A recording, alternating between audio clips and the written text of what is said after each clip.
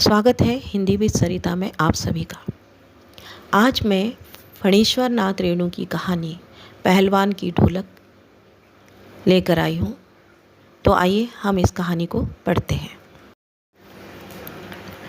श्यामनगर के पास एक गांव सर्दी के मौसम में मलेरिया और हैजे से ग्रस्त था।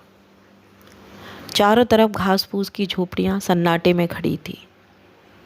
रात में घना अंधेरा छाया हुआ था।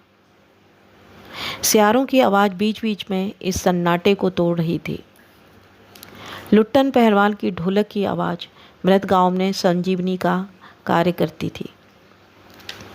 लुट्टन सिंह के माता पिता 9 वर्ष की अवस्था में ही उसे छोड़कर चले गए थे। उसकी बचपन में ही शादी हो चुकी थी, इसलिए विधवा सास ने उसका पालन पोषण किया था। ससुराल में पढ़ते पढ़ते ही वह पहलवान बन गया था। श्यामनगर में एक मेला लगा। मेले के दंगल में लुट्टन सिंह ने एक प्रसिद्ध पहलवान चांद सिंह को चुनौती दे दी। गांव वालों ने उसे बहुत समझाया, लेकिन वह नहीं माना। श्यामनगर के राजा ने लुट्टन सिंह के बहुत कहने पर उसे चांद सिंह से लड़ने की अनुमति दे दी। लुट्टन सिंह ने बहुत संघर्ष के बाद चांद सिंह को हरा दिया। अब वह लुट्टन सिंह पहलवान के नाम से प्रसिद्ध हो गया।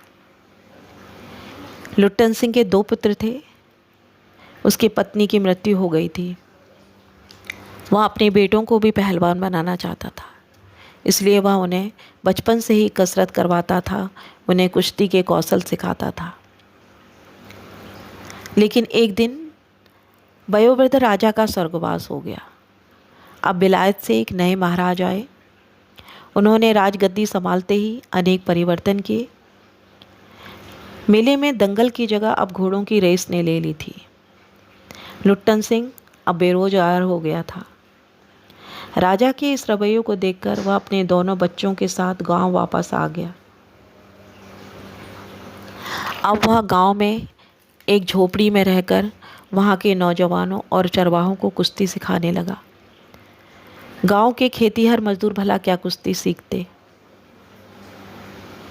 अचानक गांव में सूखा, अनाज की कमी, मलेरिया, हैजा जैसी भयंकर बीमारी फैल गई। लोग भूख, हैजे और मलेरिया से मरने लगे। सारे गांव में तबाही आ गई। लोग डरकर सूर्यास्त होते ही अपनी झोपड़ी में चले जाते। रात के इस सन्नाटे में बस लुट्टन सिंह के ढोलक की आवाज़ ही शक्तिहीन गांव में संजीवनी शक्ति भरने का कार्य करती थी।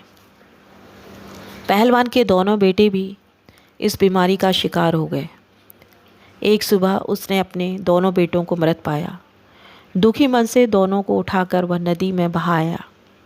लोग सुनकर दंग रह गए। पहलवान इस असहाय वेदना से भी नहीं टूटा। वह रात में पहले की ही तरह ढोलक बजाता रहा। इससे लोगों को सहारा मिला। लेकिन एक रात लोगों को लुट्टन सिंह के ढोलक की आवाज़ नहीं सुनाई दी। सुबह उन्होंने उसे ढूंढा। उसके कुछ शिष्यों को पहलवान की लाश मिली, जो सियारों द्वारा खाई गई थी। फणीश्वर नाथ रेणु की यह कहानी व्यवस्था के कारण लोक कलाओं के लुप्त होने और लोक कलाकारों के बेरोजगार होने की ओर संकेत करती है।